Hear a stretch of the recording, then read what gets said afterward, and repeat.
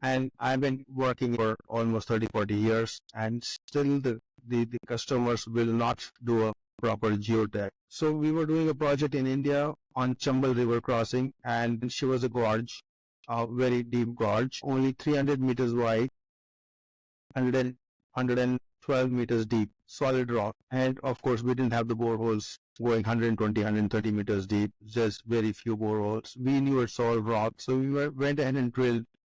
Now look at the contractor's dilemma. We went ahead and drilled. The river was 112, so we were drilling at 122 meters. So we made the borehole HDD up to 122 meters deep, and we found there were boulders there. So we retracted. We spent so much of money to make that borehole of 122 meter deep to a length of about 800, 900 meters. We retrieved it.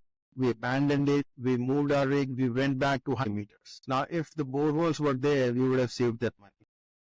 So if you give us a good geotech, अभी बहुत से बोलते हैं, many people they say, यार, make an estimate and bid. Because Papa, we'll make an estimate and bid. We'll always make a higher estimate. What would it cost you to do a good borehole? Probably 50,000 AED. But if you ask a contractor to go ahead and estimate and bid, I'm going to put 500,000 AED extra on it. That's the amount of money that you're going to save if you give us good borehole. Today we have with us Vipin Gupta. Vipin is the managing director of Trenchless Technologies. Trenchless is one of the largest directional drilling companies based in India. I'm pleased to have him on my podcast. Hi everybody, and thank you, Mr. Jiwani, for having me here.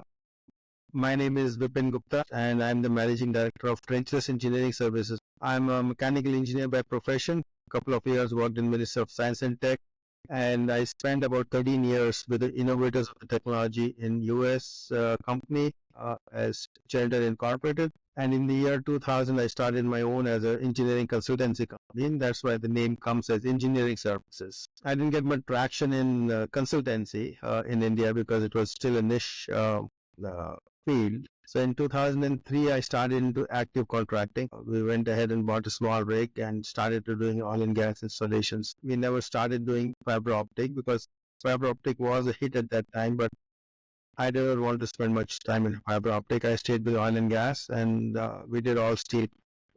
Because my career had started with oil and gas, we had done about 1,000 meters. I think we did a world's longest crossing at that time in 1991. I was the project manager. So I had that kind of track record, so we were able to, capitalize on. Can you tell me a bit more about your experience in the US as well? You mentioned that your background is mechanical engineering. So what led you to get into the field of directional drilling? It's not something that a typical mechanical engineer would thought about getting. It's just a lucky break, you can say. Back in those days, we used to do the physical distribution of our CVs. So we had a placement consultant where my CV was sitting, and he just gave me a call. Would you be want to consult for US? And although I was doing my MTech from IIT, I left that midway, and I said, heck, even after IIT, I'm going to join a job. Might as well join it now. So I left my IIT and joined them as a design engineer. So stayed there. I didn't stay in US much. I was there just for about 6 months, off and on. William Shelton was doing most of the installation in Asian Pacific region. So we kind of globe trotted in the Asian Pacific region. So we have done a lot of work in Australia and in Indonesia. We stayed there almost a year in Indonesia. You mentioned about the buying the first drilling machine in 2000. Tell us a bit more about how many rigs you have at the moment and what's the maximum capacity. We started with this very small 15-ton rig. It was kind of one of the most basic rigs. And for me, I always wanted to go into the industry. So whatever we earned, went back and invested back into our company, and we invested back into the rigs because we knew that this industry is going to grow big time. So rather than going for my assets like car and house and land, so we invested in the rigs. So currently we own and operate a fleet of 29 drilling rigs, and most of the rigs are on the higher side. So we have almost like 15, 16 rigs which are 250 tons and plus.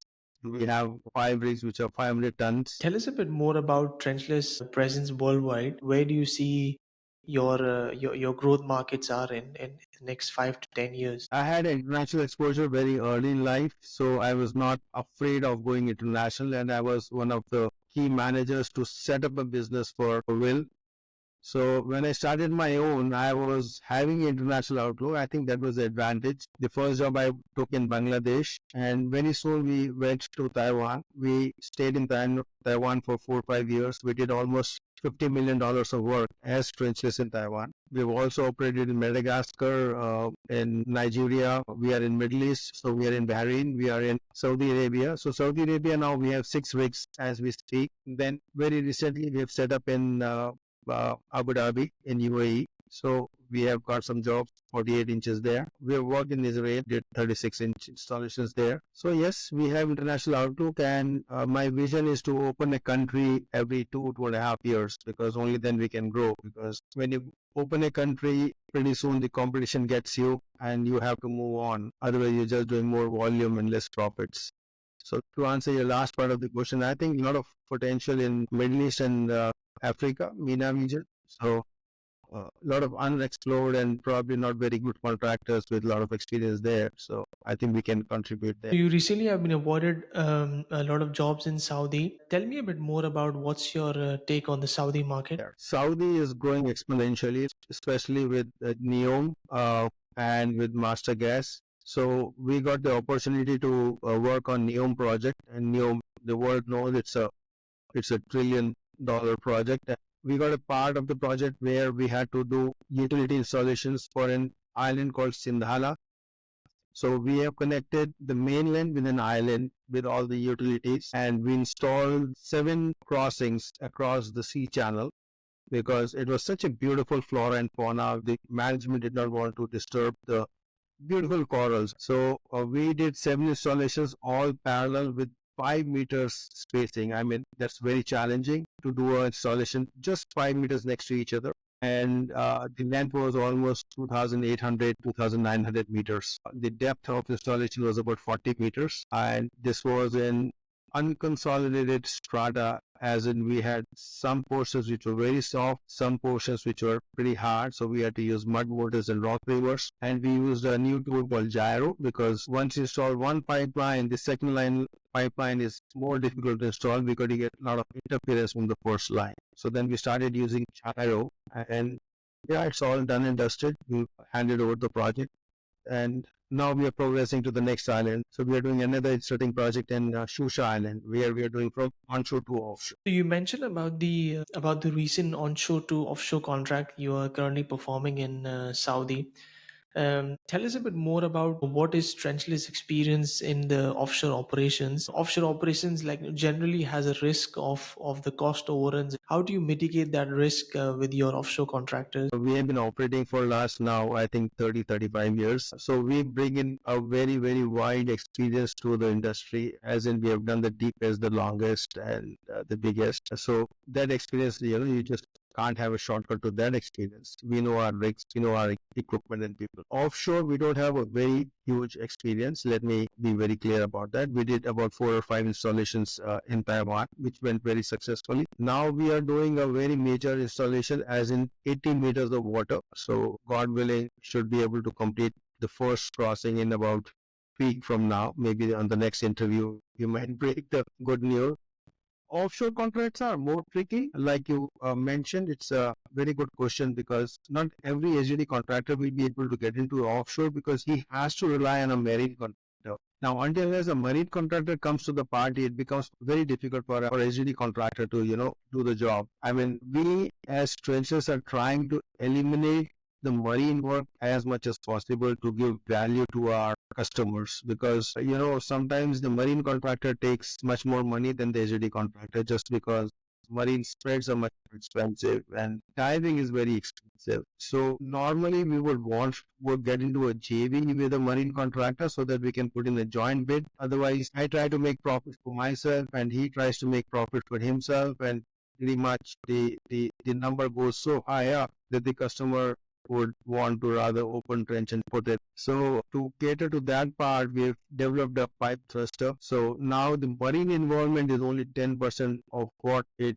would have been otherwise. So on a smaller crossings, let's say up to 1,000 meters, we can do a pilot, we can do the forward reaming, and we can do the pushing right from the onshore part. So the offshore contractor pretty much doesn't have to do much of work. And this is what we are doing in Shusha Island, Mr. Giovanni.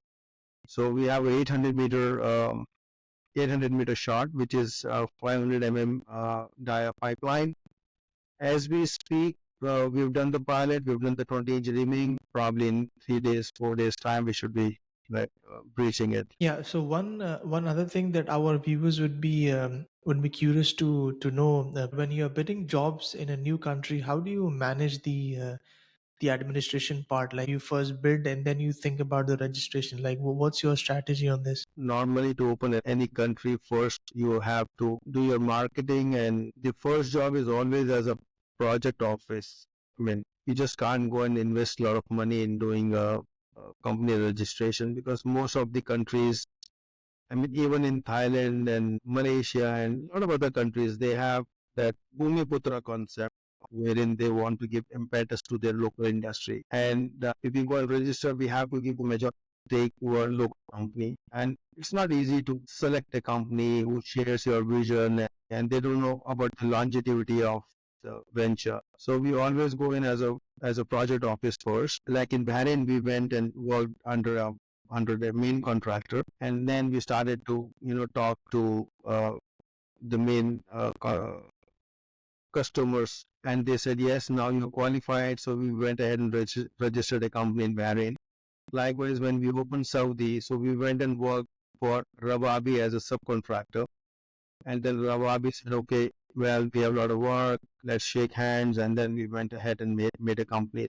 So, talking about the landmark projects, can you confirm what is the longest drilling length you have achieved to date? We specialize in very long crossings. That's our DNA now, because we have done, we can say, a world's longest crossing for 26 inches diameter at 4,000 meters plus, just to prove that it was not a fluke. So we have followed up those longer lengths several times over. So we have done 3,800 meters, we have done 3,700 meters, we have done 3,000 meters of 30 inches, 4,000 meters of 6 inches. So we have done that uh, success repetitively many times. Now we have bid another job of 4,000 meters of 26 inches. God willing, we might be able to be successful by the end of the year. Regarding onshore to offshore, I think the longest we are going right now is 800 meters in 80 meters of water. So we strongly, I mean, when we present ourselves, we say that we are not limited by the technology. We are more limited by the opportunities we get. So you bring it on. You mentioned about the technology. In terms of the steering systems, we have seen since the inception of the directional drilling, these tracking systems come and go, like walkover systems, the magnetic tracking, and recently with the gyros as well. What's your view on the steering systems? You know, especially on the gyro as well. Oh, I believe steering system is very, very important, and most of the contractors now. This is where I say the experience comes and plays a part. Most of the contractors, they love a walkover system, and since they have a skill set in walkover systems, they think that they can, really do a good job with the walkover system. I mean, nothing against walkover systems; they're great systems, but for oil and gas installations, a walkover system can best give you, half a meter left or right, and or maybe even 200 centimeters left and right. When we're doing a wireline steering systems, we call that a dog leg. The pipe doesn't pull through. I mean, imagine the pipe. I mean, it's great for 100, 200-meter installations. You can wiggle through for SDP pipes, for fiber optic. You can wiggle through. The pipe is going to come through. But when you're talking about 36 inches stiff pipe, one small dog leg, the pipe does not want to move this way and back into the S curve. It doesn't want to do that, and that's where most of the contractors they get stuck. You can never get that kind of accuracy in a walkover system. So for big pipe, longer pipes, the smoother the hole is, the less your pulling load is. I mean, you would have heard about, some pulling a pipe in 300. A good contractor would be pulling the same pipe with half the load, just because his curve is very, very smooth. His hole is not going sinusoidal. So a good wireline system is great. And now, of course, gyros are coming. Gyros are great tools to avoid interference. You can use a gyro right in the middle of the city, because even with a steering system, wireline steering system, drilling inside the city can be a challenge because of the interference from metal, interference from electrical lines from the utilities, left, right, and center. So that's where a gyro will play a big role. Interesting. So generally, when HDD contractors are brought into the project execution stage, they are provided with a survey result, which is done by the end customer. But in my experience, there is always this ongoing discussion if we could have done more boreholes or we could have gone more deeper, and so on and so forth. So, being an HDD contractor, what is an ideal survey result look like to you? Speaking from a contractor's point of view, I know the customers never like it, but I don't know why they don't onboard the contractors time of making the contract. And I've been working in India for almost 30, 40 years, and still the customers will not do a proper geotech. And we have gone about so many times. For example, they go ahead and do a geotech all along their 200-kilometer route, right? So they would typically do a geotech which is only 5 meters deep because the trenching part is 3 meters, right? So they will do a 5 meter. And the typical question is, yeah, we've done the 5 meters. You know what is going to be down. I said, okay, if I know what's going to be down, why don't you write it down? What's going to be? If I can see with my actual eyes, you can do it better. So you give me what's going to be down there, right? Uh, Plus, for every borehole, even if you're doing the borehole over 15 meters, 20 meters, my classic would be that get us a borehole which is at least 5 meters below the point where you want your pipeline to be laid. Suppose there's a river or a creek or something, yeah, and you want that river depth is about 10 meters or 15 meters.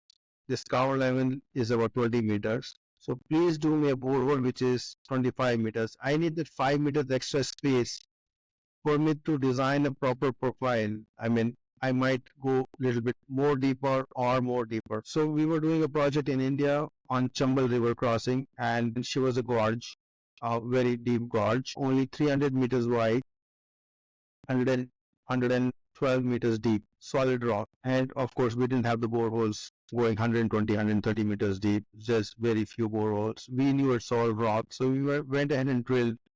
Now look at the contractor's dilemma. We went in and drilled. The river was 112, so we were drilling at 122 meters. So we went, made the borehole at HDD up to 122 meters deep, and we found there were boulders there.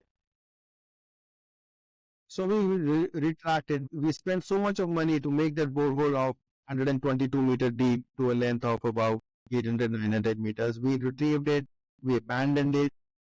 We moved our rig. We went back to 140 meters. Now, if the boreholes were there, we would have saved that money. And at the end of the day, the customer is going to pay for it because when I go and bid the job next time, I know the boreholes are bad, so I'm going to take my cushion and bid for the job. Ultimately, it comes from the pocket of a customer. Ultimately. So if you give us a good geotech, अभी बहुत से बोलते हैं, many people they say, yeah, make an estimate and bid. Because Papa will make an estimate and bid. We'll always make a higher estimate. What would it cost you to do a good borehole? Probably 500,000 rupees or 50,000 AED. But if you ask a contractor to go ahead and estimate and bid, I'm going to put 500,000 AED extra on it.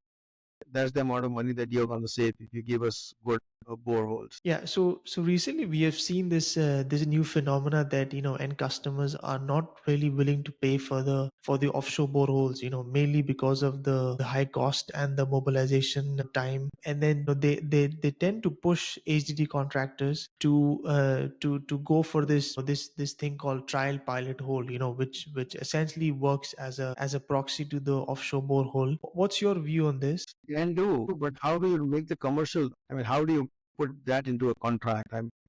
So imagine how you're going to write a contract on that. So you ask the contractor to come and do a pilot hole. So that is going to have a fixed price, right? Now he says the contractor comes and tells you three things. Yes, we can do it. So B, we can do at a X plus price, but there is R. Third is we just can't do it because there's a lot of cobbles and boulders into it. His mobilization cost is only fixed to that doing that pilot. I mean, we did this in Taiwan where the contract was getting very late and Yondanol was our main contractor and he did not have those boreholes and we had the same dilemma. So he says, okay, we can come on and do it at cost plus basis. So we went and did it. He said, okay, the risk, we are going to share the risk. We want the pipe in any cost. So you tell me what's your daily rate, and we sat down, we fixed on a daily rate, and we did it. So easier because not every customer wants to make that contracts like that. It becomes open-ended contract for them. And if I come to do your 8 boreholes and I do only one pilot bore, then it's not very easy for the contractor. I'm going from here to Saudi Arabia doing a 100-meter pilot hole, and then what in case it doesn't go? Can be done. What you're saying can be done, but slightly tricky to make a contract out of it. I think the other way to do it is go for a geophysical surveys, because geophysical surveys also tell a story. You do 1 or 2 boreholes onshore, and rest you can follow up with a geophysical survey. Then they'll give you a story which is not 100% correct, but at least gets you to second base. Yeah, so I want to focus now a bit more on the project execution team. So when Trenchless is awarded a project, what is your typical organizational structure looks like?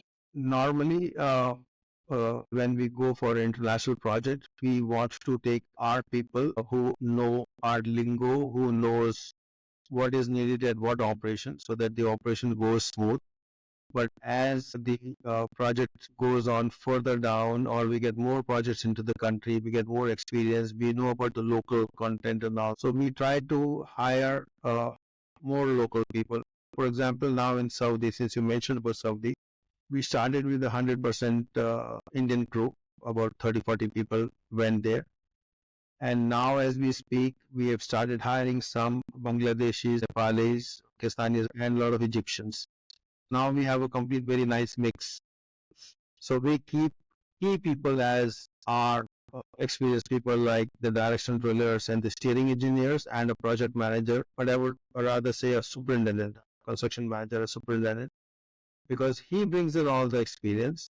And then pretty much you have a cohesive group who listens to the super and gets the job. So ultimately, it has to be a kind of a global group. So, talking about steering engineers, we have seen that a lot of AGT contractors, essentially scout the market for steering engineers when they've been awarded a project. Um, what's your view on this? The industry started off like that. So they were freelancing directional drillers and freelancing steering engineers. And the projects were too few and far between. And to pay them on a daily basis was very expensive. And you're not getting a project every day. Plus, this works great for contractors also, because a steering engineer is only used for a week on a 30-day project. So suppose a very typical project that we have, let's say we have a 30 inches, 1,000 meters, right? So, and this is in rock, suppose. So the 30 inches, 1,000 meters in rock is going to take about 4.5 to 3 months. But a steering engineer will finish the pilot hole in about 10 days, right? So it is cheaper to hire him as a freelancer. He does his job. He's a professional because he's got so much of experience behind it. It works well to get a very experienced. And then those freelancing steering engineers have a lot of experience because they're going from point A to point B to point C many times over. VS Trenchless, since I was a steering engineer back in 1991, and when I came back and I shared my knowledge to my fellow engineers, and I trained a lot of steering engineers. So that was my DNA. So I trained a lot of steering engineers. So we have a very good ecosystem. In India, if you go to any HDD company, most often than not, the steering engineer would have been an ex-Trenchless boy. So that is my legacy as Trenchless. But otherwise, having a steering engineers as a freelancer is absolutely acceptable. Now I wanted to get into the most interesting part of the conversation. You recently shared a LinkedIn post about Trenchless directly involved in the saving lives of the 41 miners. Tell us the backstory and how Trenchless got involved, in this life saving operation. I think it was more of a lucky break that we got. I mean, but the other side of it is that we are very active in India, and people know us as Trenchless people. So uh, uh, I think it was 14th November last year that we got a call, and luckily I was in my workshop, and it was a call from PMO if I had boring machine. I said, yeah, we do. He says, can you switch over to your video phone? I said, yeah. And luckily, again, I would say it's a divine intervention. We had this auger boring machine all set to go to Saudi Arabia. L&T was giving us a project in Saudi Arabia for an auger boring machine. So I had my machine all refurbished, overhauled, newly painted. Even the augers were painted, because we want to make it in Saudi. And this guy gives us a call, you have a boring machine. I said, yeah, well, we do. And he had a look at the machine on a video. He says, yeah, that's a good machine. And can you move it over? I said, yeah, we can reach there in 2 days because Uttarakashi was about 100 kilometers from Delhi and a lot of mountainous region. Is a shit that, I mean, can you move over to the Air Force Base? We're going to fly you over. So they brought in 3 Hercules C-130 aircraft to take my auger boring machines and augers and all my personnel. Within a day, we were there at the tunnel face. Machine was already set up. We had already radioed to them what kind of a platform we needed, the anchor we needed. That was all done. I think within a day or day and a half, we were starting to. We thought it would have been a 3 or 4 day project because boring 60 meters into a debris is a no-brainer. Actually, it's actually a no-brainer. But we were in for a surprise because when the tunnel collapsed, so it had been strengthened with a lot of lattice girders and rebars and all those things. So all that had collapsed. So when we were boring, we were usually encountering a lot of rebars and girders, and that would lock up our augers. Ultimately, it broke our auger, and the final leg of last 10 meters was done by manual excavation. Yeah, all in all, a good result. I think 14 days, all 41 workers came out. And this is one of the few rescue operations of this scale where there was absolutely no casualty. So all boys came out hale and hearty, live and kicking.